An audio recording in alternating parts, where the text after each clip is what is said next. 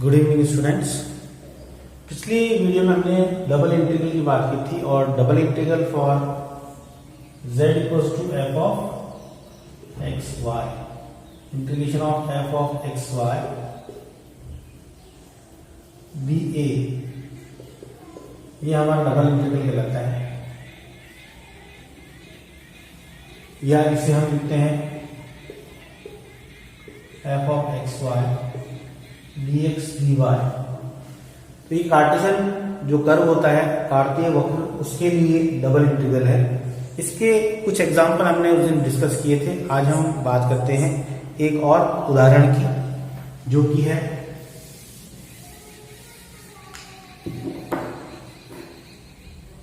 तो एग्जाम्पल है हमारा evaluate this double integral of x y where the region of integral is x plus y less than equal to 1 in the positive quadrant।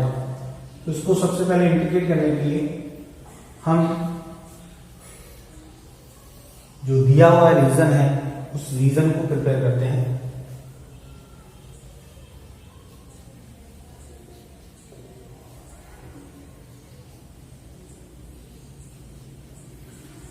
इस दिए गई line x plus y less than equal to 1, तो x equal to 1 पर y equal to 1, तो 1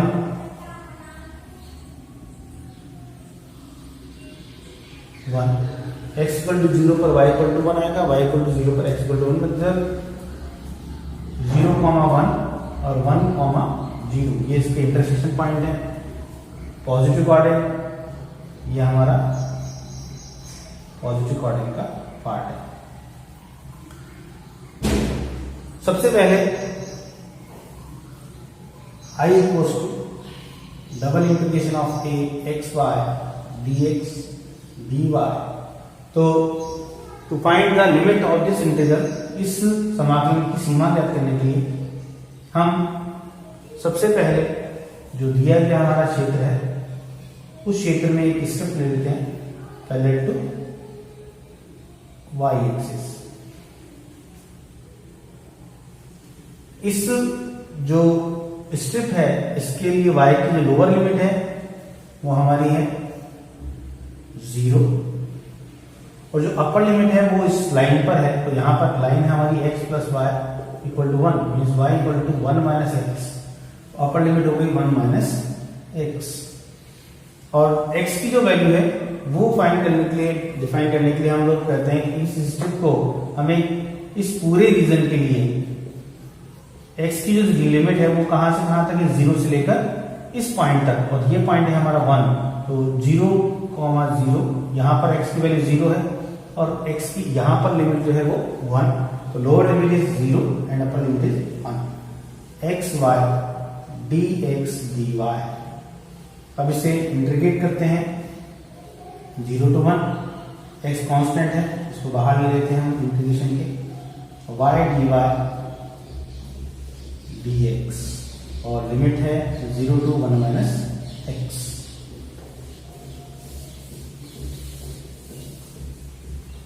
जब हम further integrate करते हैं इसे तो पहले y के रेस्पेक्ट में करना पड़ेगा। तो y dy it is y square by 2 and the lower limit is 0 and upper limit is 1 minus x dx। so it is 0 to 1 x और जब वैल्यू पुट करेंगे तो 1 minus x whole square on 2 और minus 0 to dx।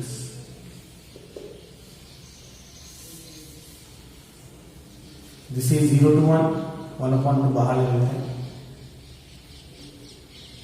x into 1 minus 2x plus x square dx 1 upon 2 0 to 1 x minus 2x square plus x cube dx। और इसको जब integrate करते हैं हम तो 1 upon 2 x square by 2 minus 2x cube by 3 plus x to the power 4 upon 4 and lower limit is 0, upper limit is 1। 1 upon 2 after substituting the limit 1 upon 2 minus 2 upon 3 plus 1/4. So the result is 1/2, and the LCM is 12. It is 6 plus minus 8 plus 3. It is 1/24. So this is the result of this integration, 1/24. This is the answer. इसी प्रकार से और भी हम समाकलन कर सकते हैं. इसके लिए हमें लिमिट अगर नहीं दी हुई होती है तो हम उस दिए गए रीजन से पहले हम इस इंटीग्रेशन के लिमिट डिफाइन करते हैं. लिमिट डिफाइन करने के बाद हम उस इंटीग्रेशन को सॉल्व करते हैं. अब हम बात करते हैं पोलर फंक्शन की. अगर हमें पोलर फंक्शन दिया हुआ है तो उसका समाकलन डबल इंटीग्रल किस प्रकार किया जाता है. अब हम बात करते हैं polar double integration of polar function. कोई भी पोलर फंक्शन दिया हुआ है उसका डबल इंटीग्रल. तो मान लेते हैं दो ध्रुवीय वक्र दे रखे, r बराबर f1 थीटा एंड r बराबर f2 थीटा, एंड जो थीटा का मान है थीटा बराबर अल्फा तथा थीटा बराबर बीटा द्वारा परिबद्ध क्षेत्र यदि A हो तो डबल इंटीग्रेशन जो होता है A F R theta D A, ये फॉर्मूला होता है हमारा alpha two beta F1 theta two F2 theta F of R, theta R D R T theta. तो ये हमारा फॉर्मूला है double integration of polar function. अगर मान लेते हैं हम कोई पोलर कर्व है हमारा, ये कर्व है, दूसरा कर्व ये है, और यहां पर जो अल्फा है हमारा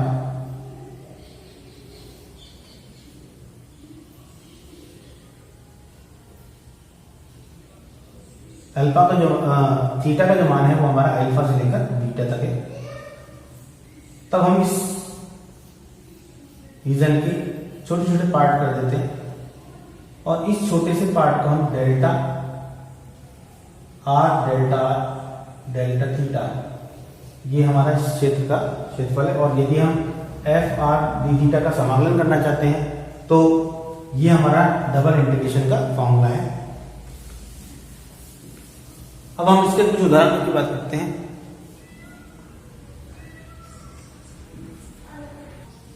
ये हमारा उदाहरण है. Evaluate this double integration r sin theta d theta dr, where the limit of theta is from 0 to pi by 2 and the limit of r is 0 to a cos theta. सबसे पहले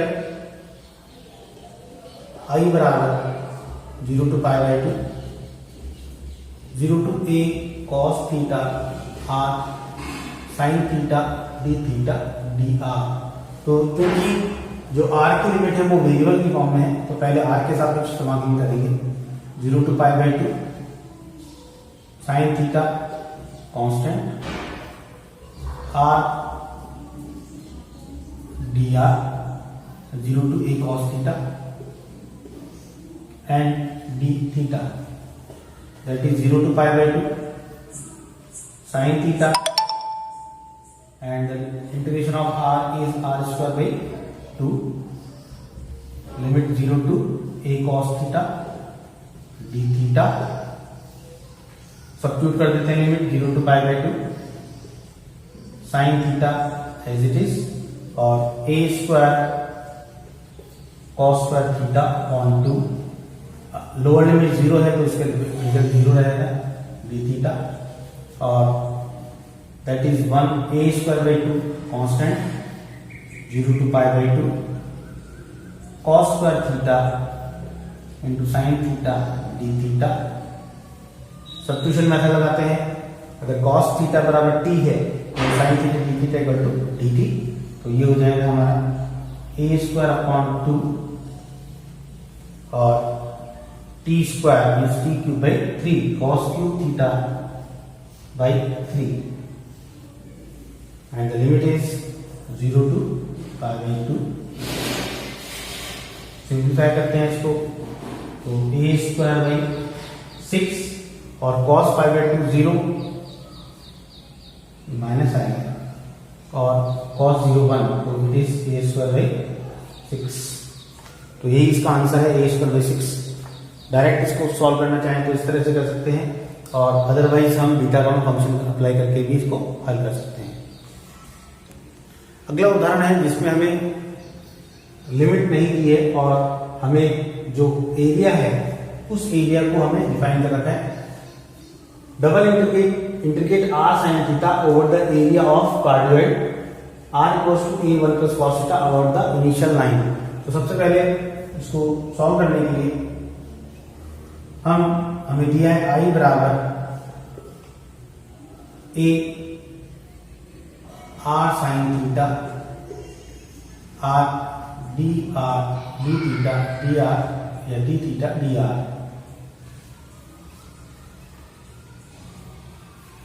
इसको integrate करने के लिए या D A देते पहले हम, और हम जानते हैं डी का मान होता है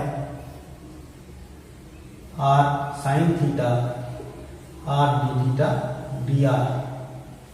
तो इस इंटीग्रेशन के लिए हमें जो दिया गया कर्व है उस कर्व के लिए यह हमारा कार्डियोइड है। इस कार्डियोइड के हमें बताया दिया हुआ है कि जो एरिया है कार्डियोइड का वो अबाउट द इनिशियल लाइन के अबोव ये वाला एरिया हमें कैलकुलेट करना है। इसके लिए हम सबसे पहले एक पॉइंट ले लेते हैं पी, कोऑर्डिनेट आर थीटा है। तो आई बराबर ये जो हमारी इनिशियल लाइन, ये जो हमारी लाइन है पोलर लाइन, इसका लोअर पॉइंट जो है वो ओरिजिन पर है तो आर की जो लिमिट होगी वो 0 और अपर पॉइंट जो है इसका सेकंड सिरा वो ऑन दी कार्डियोइड है। कार्डियोइड पर हमें आर का जो मान दिया गया है r equals to a 1 plus cos theta r square sine theta d theta d r. Theta की लिमिट निकालते हैं। थीटा बराबर यहां पर थीटा का मान 0 और जब हम पूरा रोटेट करते हैं इनिशियल लाइन के अबाउट तो यहां पर इसका मान पाई। तो थीटा की लिमिट हो गई हमारी 0 टू पाई। अब हम इसे इंटीग्रेट करते हैं 0 टू पाई और r square sine theta is it is integration of 0 to a 1 plus cos theta r square d r whole bracket d theta.